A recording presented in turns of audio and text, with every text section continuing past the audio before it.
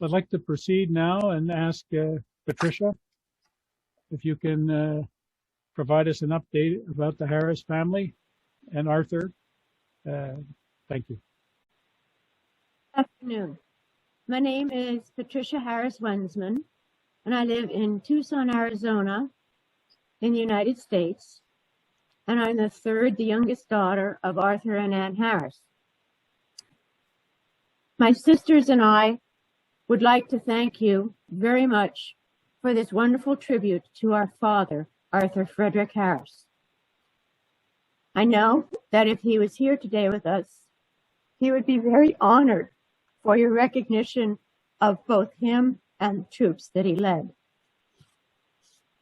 My dad was born in Oshawa, Ontario, to Henry and Mercy Harris on May 6, 1919. He was the third of 4 children. He had an older brother, Henry Theodore, an older sister, Kathleen Allen, and a younger brother, Thomas Charles. In 1924, his father accepted a position with the Locomobile Automobile Company that had its headquarters in New York City. So at that time, the family moved to Fairfield, Connecticut, and his father commuted back and forth every day to work. About 2 years after that move, his parents separated and divorced. His mother, Mercy, took the children and they moved to Yeadon, Pennsylvania, where my dad grew up.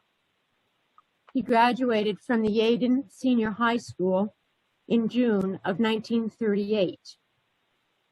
At that time, he took a job with the Pollock Manufacturing Company in Philadelphia that produced threads and yarn. He worked there for about 2 years until the company split off a division that moved to Mystic, Connecticut. And my dad, along with Mr. Joel, started working at that company and got it up and running. When it was running well, my dad, in 1943, returned to Canada and enlisted in the Canadian Army. So in looking back on that little bit of history, I can see that although my dad was a wonderful and good Canadian officer, he probably sounded and acted like an American Yank, since that's where he grew up.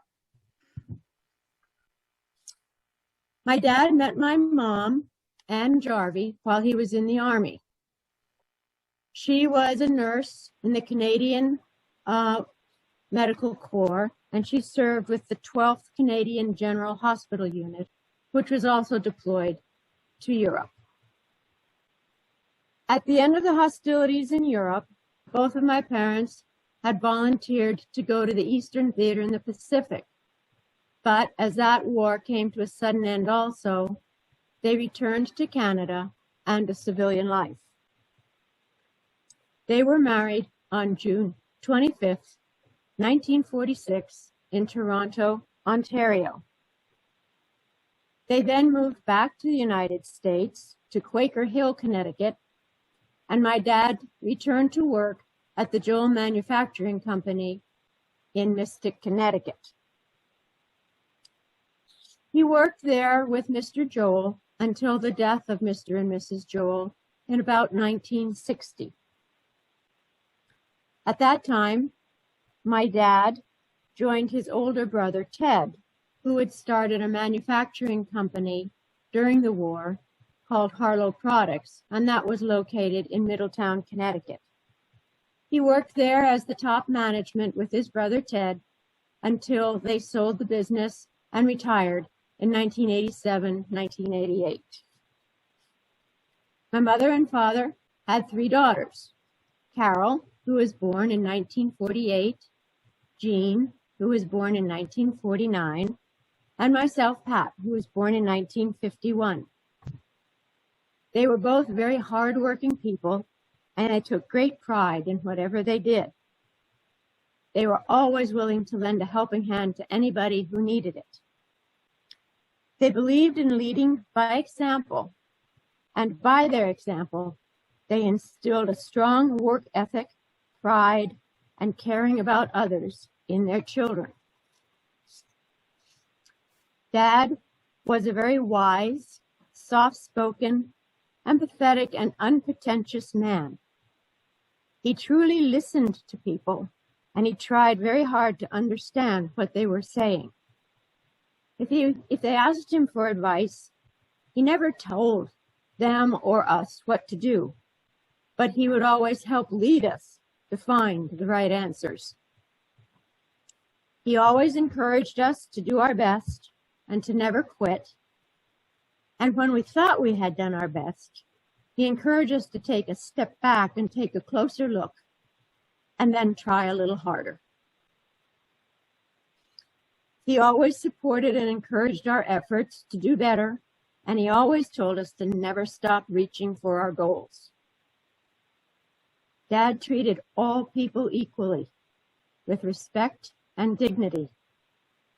He never belittled or berated anyone, regardless of the situation. He always looked for the good in people and situations. And he always told me that it was easier to build on the positive because you would create something that was better and longer lasting. My dad had a very unique ability to remember everybody's name. He always told me that a person's name was the most important thing that they owned. He always called everybody by their name, and he always gave them a compliment or left them with a kind word. He had a wonderful sense of humor, a boisterous and infectious laugh, and a twinkle in his eye for fun. He made even the most boring chores enjoyable. He loved playing golf and could always be found on the weekends out on the golf course with friends or family. He loved taking us out in our boat to explore the Thames River and the Long Island Sound. He also loved spending time in his wood shop, where he would design and create all types of wonderful wood projects. When the grandchildren came along, my dad would spend as much time as he could playing with them, board games, card games, sledding in the winter, sliding on the slip and slide in summer, and of course, taking them down to his wood shop, where they would build special grandchildren projects. My children always called him the Energizer Bunny because he never seemed to run out of energy. My dad found great enjoyment in the simple things in life. He loved coming home to his family every night and listening to all the wonderful adventures that we had had during the day. So thank you for allowing me to share these few thoughts and memories of my dad with you. My sisters, Carol and Jean, and I, our husbands, and my dad's 7 grandchildren, Ben, Al, Wells, Danny, Michael, Christina, and Jonathan, and his 6 great-grandchildren, Asher, Corbin, Samantha, Isabel, Amalia, and Charlotte, are all honored by your tribute to our father, grandfather, and great-grandfather. I feel so happy to know that although the people of Wergea only briefly met and knew and benefited from my dad, they appreciate him so much. That makes you all a very special part of our family. Hopefully in the near future, when we can easily travel once again, I can travel to your town and thank you all in person. Until then, thank you once again. Stay safe, and God bless you all. Thank you, Patricia. Very good. So now what I'd like to do is open up the floor to questions and discussion for a couple of minutes. Maybe what I could do is ask the people for the Netherlands, starting with Edwin. Did you have any additional comments or questions that you wanted to ask? Well, I have, of course, 1,000 questions, but well, I was wondering about your father. He took an extra effort to enter the military in Canada. What was his motivation to put so much effort in getting in the army? I don't really know, but I'm sure that he felt that it was very important to do that work. Yeah. He never really spoke about his time in the army with us, nor did my mom. But I know that he did try and enlist in the American army. But he was, I believe, deferred for his eyesight. Plus, he may very well have found when he tried to enlist in the American army that he wasn't a citizen of the United States. And that in order to do what he wanted to do, he had to go back up to Canada, which I'm very glad he did, because he and my mom always loved Canada very greatly. And if he hadn't returned to Canada, I wouldn't be here. That's true. I guess unless my sister has something to add, I that's the best answer I can give you at this time. But he felt very obligated, probably because he was always willing to help people. Oh. And he knew that that's what he had to do. This is Jean talking, the middle child. And Pat's absolutely right. I remember my dad talking a lot about the war efforts, and he was really angry that the Americans wouldn't take him. He was so committed to helping Europe that he left America and enlisted in the Canadian forces. So she's absolutely right. Thank you. Any other? This is Carol. Pat is absolutely right. I'm sure that my father, from everything he gave the three of us, felt so strongly about the value and the importance of every single human life, that what went on with the Nazis and the deprivation to human beings of everything he represented really motivated him to help. And Pat's absolutely right. It was his vision. He had bad vision, and so the Americans didn't let him enroll. They didn't take him in the service. So he was so determined. He went back to Canada. And it's very emotional for us to hear your beautiful stories, because we know the man that you're talking about for decades, and you over there saw the truth of this human being. He was marvelously humble, but tenacious, resilient, and stood for everything that is the best and good in human beings. And I think it's important for you also to know that it didn't stop with what he did in World War II. Both of my parents came from very, very difficult situations as children, and they were never able to really pursue goals for themselves. They were too busy taking care of other family members, then the war, and then continuing to do so and raising their children. As a result of this, and if you ever want it, we can give you all the details, they, both being very, very intelligent people, were never able to get the education that they both wanted so much. And they strove in all of their lives, raising me and Pat and Jean, to give us the education that they were never able to get for themselves. And we cherish that commitment, as well as the values they gave us, so much. Good. So thank you, Carol and Jean and Pat. Sibrin, do you have any questions or comments you want to add? Well, it's an impressive story you're telling. I wonder, did your father talk about his experiences in the war? Did he tell you what he experienced and what it did to him? Yes. I wanted to share this story. So my dad, I was a teacher early on in my career, And I know that Dad had many stories, had told us many stories about the war, that I invited him to come to the small high school in which I was teaching. And the entire auditorium was filled with high school students. And when my father started to come onto the stage, he literally broke down in tears. He could not address the children because I think he had suffered from post-traumatic stress disorder. And while he informally would chat with us on occasion, to formally do so was more than he could handle. So I took him by the arm and he came out of the auditorium and we dismissed the kids back. But he would tell stories about how horrible the sights were of these people who had been famished.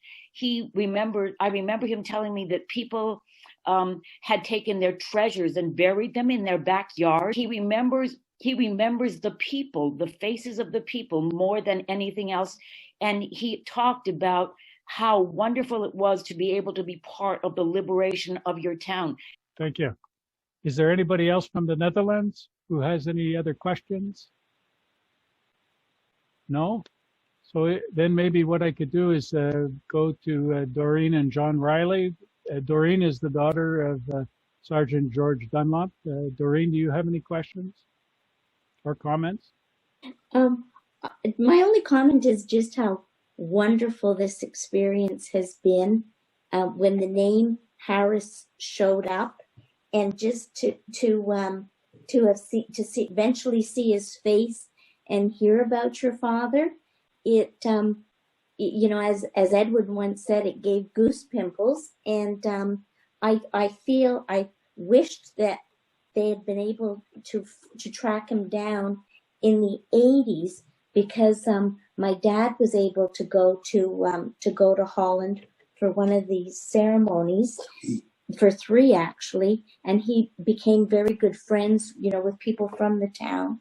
And my mom has a letter when I think from Mr. Damsma from Holland, and in it they were looking for my father, and your dad's name is mentioned. My mom's 93, and when I mentioned the project of searching for this Mr. Harris, she remembered his name, because she said that everybody was really looking for him at the time and were very disappointed they couldn't find him. And I wonder if your dad would have gone. I know for my father, it was very difficult decision to make, because like your dad, there was so much emotion in going. I think in the cemeteries, my mom said it was very, very difficult for him. I'm curious to know if you think that your dad would have gone back. This is Carol. Yes. As my sisters and I grew up and began to travel, become independent young adults, we spent, and especially myself, significant amounts of time in Europe. Mm-hmm. And I lived there for periods of time, actually, in England. Mm-hmm. I traveled all over Western Europe. Several times during that period of time, myself, when I lived there by myself, and then subsequently with my husband, we asked my parents several times to please come over, be with us over there. We wanted to see where they had gone, what their remembrances were. We wanted to go to the places with them.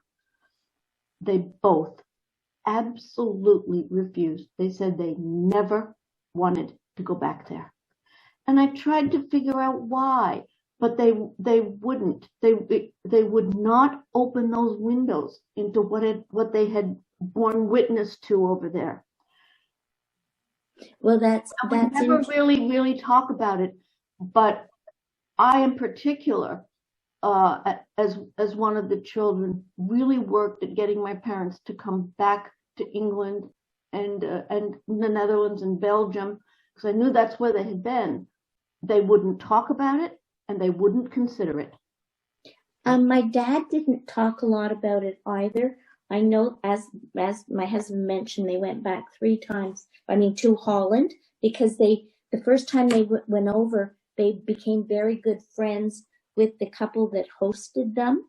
They were treated very well. I think after the initial trip, that it was easier for my dad. He had spent the 4 years he had spent about 4 or 5 years in Scotland and in England before going to fight. And he loved going back. We're travelers also. And once he got over the initial, I guess, kind of shock and dealt through his emotion, he quite enjoyed going back. Good. Very much. I'll keep going on to other people. Gordon Routley. Yeah, thank you. I've been listening, fascinated and emotionally attached to all of this. All of the exchanges over the past couple of weeks have really gotten me interested. I'm sort of a child of the regiment. I grew up with the regiment. My father joined the regiment in 1939 and stayed attached to the regiment until a few months before he died in 2001. He was the honorary colonel of the regiment until a few months before he died. And I grew up very close to the regiment, I was growing up. I heard all of the stories of everything that happened, many versions, which they changed depending on how late it was at night. It's like getting the details. And I'm so impressed with what Edwin has done in capturing information, because he was able to feed me details to connect things together that I had heard about, many times. And just did the conversation today. As Edwin knows, tomorrow is the anniversary of, I think, my father's most traumatic day. Was as Tony mentioned, there were 2 lieutenants assigned to each troop, and tomorrow is the anniversary of an event where my father's best friend and the other lieutenant in his troop, Andy Anderson, was killed. And also, I just reconstructing things on the day that we're talking about, on the 15th, when B Squadron was moving north, and everything happened. My father was C Squadron, and they made a left turn, and they were going to Snake. So they were. We made another connection just today. So I just want to say this is, it does a lot of good for me just to relive this. And as was just said, my father never wanted to go back to where the fighting occurred. We talked about it many, many times, and I said, well, why don't we take a trip there? And he never wanted to go back to where it happened. Went to England, where the training and preparation took place. Lots of other places, but he never wanted to go back there. I've wanted to go back there. I was actually planning to go last year, and then I was planning to go this year. Now I'm thinking about going next year. So I hope to see you soon. Good. Thank you. Thank you, Gordon. Okay, so back to Pat. I don't have anything more except that I'm just looking so very forward to reading all the information that Edwin has put.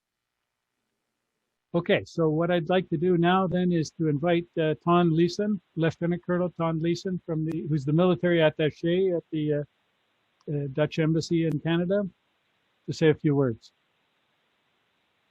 Yeah, good morning and good afternoon to the people in the Netherlands. I'm Ton Linsen. I'm the military attaché at the Embassy of the Netherlands here in Ottawa, Canada.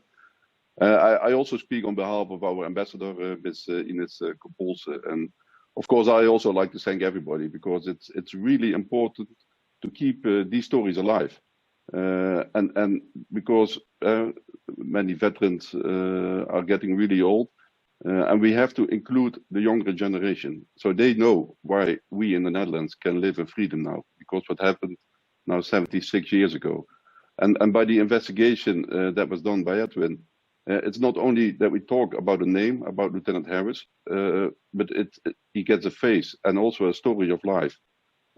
So we can understand that somebody like a normal person decides to do something really brave. I mean, can you imagine in those years that you go 6,000-7,000 kilometers away to a country you don't know, to a war you don't know? There is no internet. You cannot Google Juno Beach or you cannot Google Leeuwarden.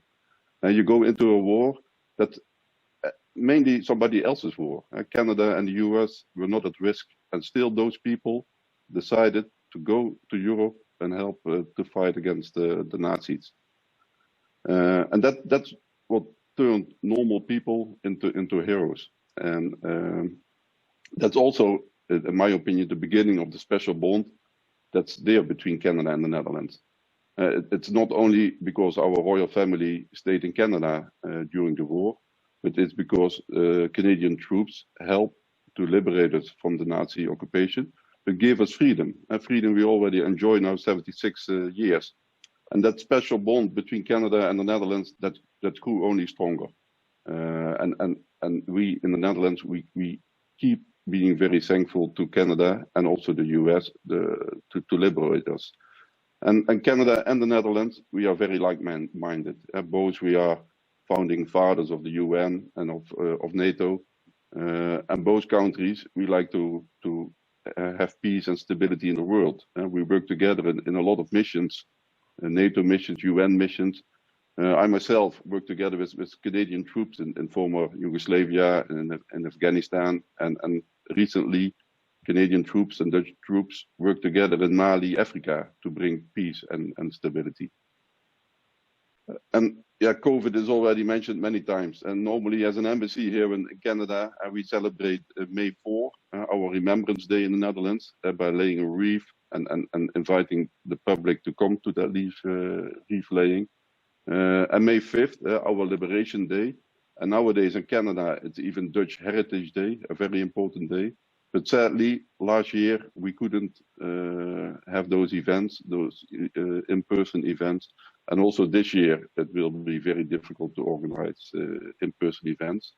And on April 15, also normally the ambassador and myself will go to Petawawa, to the Royal Canadian Dragoons, because they have the Leeuwarden Parade on April 15. Also one of the units that helped liberate the Netherlands and especially Leeuwarden. And they have a parade. And normally as the Dutch embassy, we attend that. And I cannot say often enough how important it is, the work the people in the Netherlands and here in Canada do, is to investigate all those stories, to put them on paper or make videos like we do now, to keep that information for the younger generation, to keep the stories alive, and so that the younger generations can understand how happy we are that we can live in freedom. So thank you all, and thank you for having me. Thank you, Ton. Good. So now our last speaker is Lieutenant Colonel retired Carl Kremel. He's the Vice President of the Royal Canadian Hussars Association. We'll ask you, Carl, to wrap it up.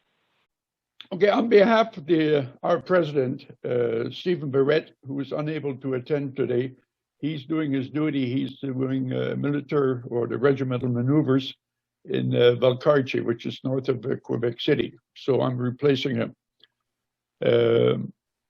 So on behalf of the president and all members of the association, I would like to thank all those who worked so hard at researching this file and making the connection between the people of the Netherlands and the Harris family. This group included Edwin Meinsma, Anthony Kellett, Randy Klein, Carl Kremel, David Ryan, Arnold Kay, Doreen and John Riley, and John Cochran. A special thanks to Edwin Meinsma, who started the process, Randy Klein for his financial and operational support for the research process, and Pat Harris Wensman for being so open and welcoming. Second, I would like to thank the representatives of the people of the Netherlands, the military attaché at the Dutch Embassy in Ottawa, Lieutenant Colonel Tom Linson, and the Mayor of Leeuwarden, Ron Buma, and others for your kind hospitality and the recognition given to our Canadian soldiers. Finally, I would like to remember the soldiers themselves. During the period from 1939 to 1945, the 7th Canadian Reconnaissance Regiment, the 17th Duke of York's Royal Canadian Hussars, which had a strength of approximately 820 soldiers, suffered 115 fatalities, 115, and almost 500 serious casualties. So 75% of the soldiers would have to be replaced during the campaign. We also recognize that there were many Dutch soldiers, resistance fighters, and civilians that lost their lives during the conflict. With this in mind, we'd like to offer them all a prayer of remembrance, preceded by a minute of silence for you to silently add your own words. They shall grow not old, as we that are left grow old. Age shall not worry them, nor the years condemn. At the going down of the sun, and in the morning, we will remember them. We could have 1 minute of silence, please.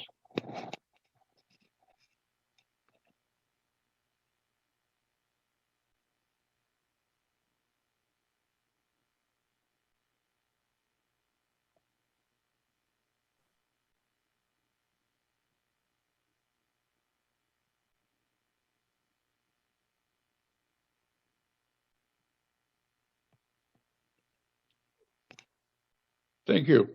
Having said all that, it's something to consider. And on this day, I say thank you to you all, and hereby closing the meeting, thank you and good day.